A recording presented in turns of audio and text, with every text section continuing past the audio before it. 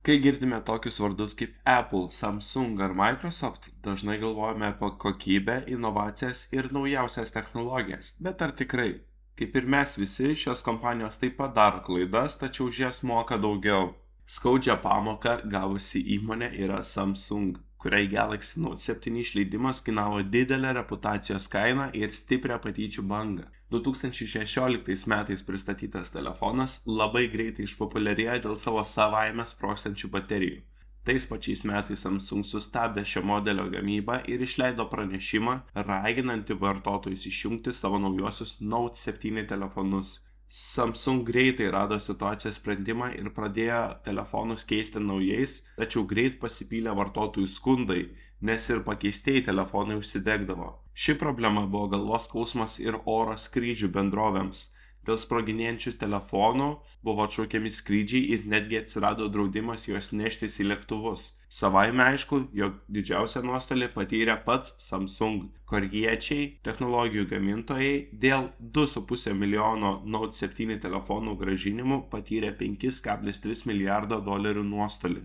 Galime pasidžiaugti, kad gamintojas išmoko savo pamoką ir naujais telefonais galime naudotis saugiai. Samsung nebuvo vieninteliai feilinantis telefonų gamyboje. Apple išleidęs iPhone 6 taip pat greitai tapo mymų objektu. 2014 metais pasirodęs telefonas savaime bandė tapti dabar populiariu flip phone'u. iPhone 6 vartotojai greitai pradėjo skųstis besilankstančiais telefonais, kas vesdavo prie prasto liečiamo ekrano jautrumo. Tiesa, priešingai nei Samsung, Apple nepripažino savo klaidos. Vėliau teismų metu paaiškėjo, jog iPhone gamintojai visgi žinojo apie lankstumo problemą net prieš išleidžiant įrenginius. Nepaisant to, apkaltinę savo vartotojus prastų telefonų naudojimu, Apple išvengė didelių atsakomybių. Po šiek tiek nukritusių akcijų bei teismų, iPhone 6 buvo toliau leidžiami ir gausiai perkami telefonai. Tačiau tai nebuvo vienintelė Apple nesėkmė. 2012 metais technologijų gigantai nusprendė atsisakyti Google Maps ir pristatyti savo pačių navigacijos programėlę Apple Maps. Naujasis kūrinys turėjo itin daug klaidų. Žemėlapiuose buvo neteisingai rodomos vietos, dingę miestai, pamirštos gatvės, o vartotojai buvo nukreipiami į klaidingas vietovės. Netrukus dešinėje nieko.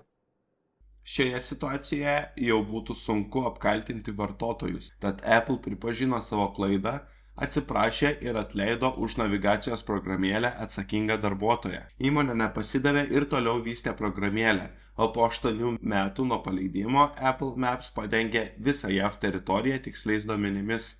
Dabar ši programėlė įvardijama kaip 30 milijardų kainavusi Apple klaida.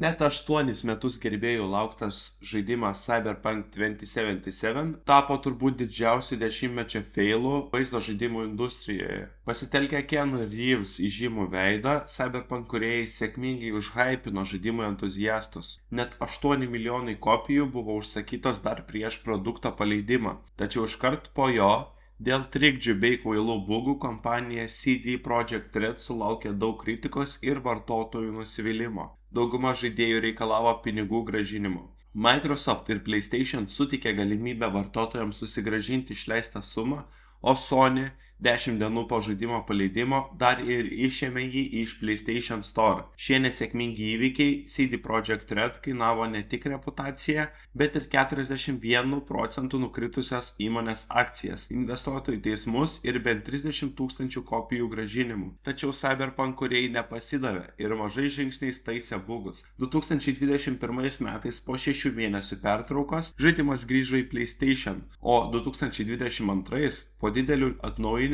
ir serialo Netflix'e Cyberpunk atgavo savo populiarumą. Dabar žaidimo kūrėjai pagaliau gali džiaugtis pozityviais vertinimais. 2007 metais Microsoft paskelbė naujos operacinės sistemos Windows Vista paleidimą. Nors sistema dar dabar turi užkietėjusių fanų, dėl prastos saugos, našumo ir driverių problemų, šis produktas tapo viena didžiausių Microsoft nesėkmių. Naujoji operacinė sistema veikia daug lėčiau nei senoji Windows XP. Pavyzdžiui, Windows XP turėjo 40 milijonų eilučių savo kode, o Vista gerokai virš 50 milijonų. Palyginus abi sistemas, Windows XP tuo metu veikia žymiai geriau nei naujoji Vista. Dėl to nemažai žmonių liko prie senosios versijos ar laukia dar naujesnio leidimo. Greitai Windows Vista pradėjo būti viešai kritikuojama ir įgavo pravardę Vistaster, o Microsoft prarado savo ištikimų vartotojų pasitikėjimą. O kokiu visų mėgstamų produktų esate nusivylę jūs?